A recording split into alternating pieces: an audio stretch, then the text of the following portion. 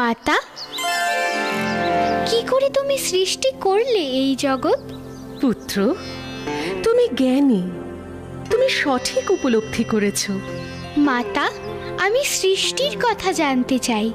কিভাবে সৃষ্টি করলে এই ব্রহ্মাণ্ড, সূর্য, গ্রহ, তারা?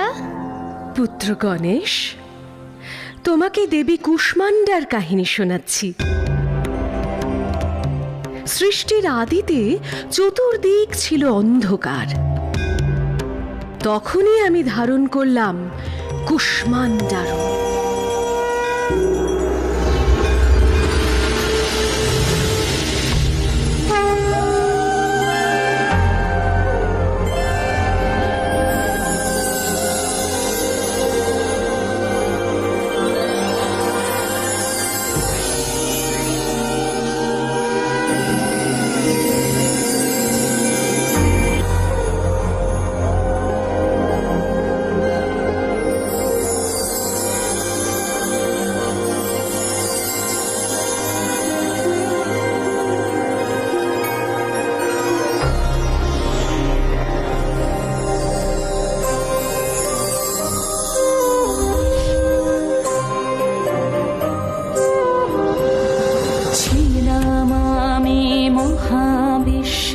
সেই সৃজনের প্রথম ক্ষণে মগ্ন ছিলাম, সেই সৃজনের প্রথম ক্ষণে।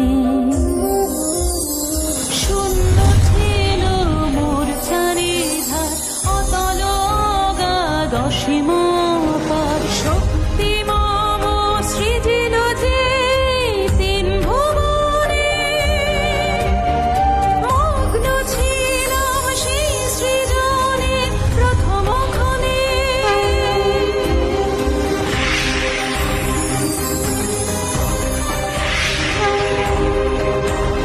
সূর্য আমি লহ ভক্তি, দাও আমারে প্রবল শক্তি। পার যেন মা হতে পারি সকল গ্রহণে। আমার তেজে ভরুক জীবন, মানব পশু আর তৃণগহন।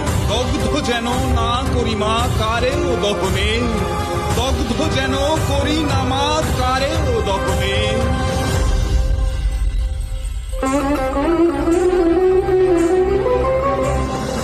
আমার দেখতে দিলাম তোকে, স্থান দিলাম অসীম লোকে। দাবি মানে দায়িত্ব তা রাখি স্মরণে, রাখি স্মরণে। চন্দ্র সূর্য গ্রহ তারা মম শক্তির বিবিধ ধারা। জ্যোতির্বরে বরি তাদের শুভ লগনে, মগ্ন ছিলাম সেই সৃজনে প্রথম ক্ষণে।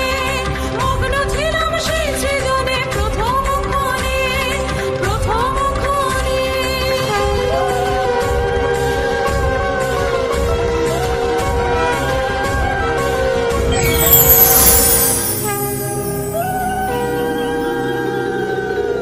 প্রাণকুলের অস্তিত্ব সুনিশ্চিত করে যে মায়া, সেই মায়াই হলাম আমি। আমি মহামায়া। এই অনন্ত কোটি ব্রহ্মাণ্ড আমা হতেই জাত। আমারই ইচ্ছায় ত্রিজগতে শোনা যায় প্রাণের স্পন্দন। আবার অন্তিমকালে সেই সব কিছু আমাতেই বিলীন হয়ে যায়। এই জীবজগতের দৃশ্য অদৃশ্য, বৌদ্ধ অবদ্ধ সবই আমি। যেখানে আমায় কল্পনা করা হয় সেখানেই আমি প্রকাশিত হই। যেখানে আমার কল্পনা করা হয় না সেখানে আমি প্রকাশিত হই। আমি পর্বত প্রমাণ বিশাল, আবার আমি কীটের ন্যায় ক্ষুদ্রাতি ক্ষুদ্র। আমি মহাশক্তি, সৃষ্টির মূল আধার।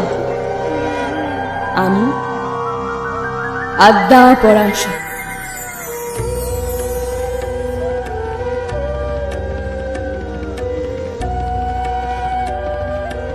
আজ আমারই ইচ্ছায় আমি এক থেকে বহু রূপ পরিগ্রহণ করেছি।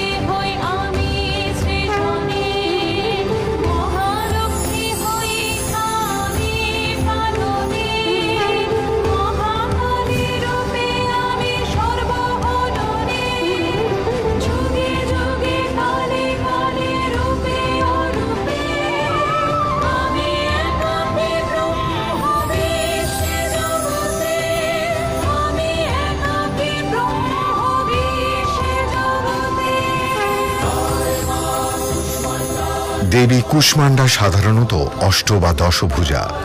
ইনি ধারণ করেন ত্রিশূল, চক্র, তরবারি, গদা, ধনুর্বাণ ও দুই পাত্রে মধু ও রক্ত। ইনি সিংহবাহিনী।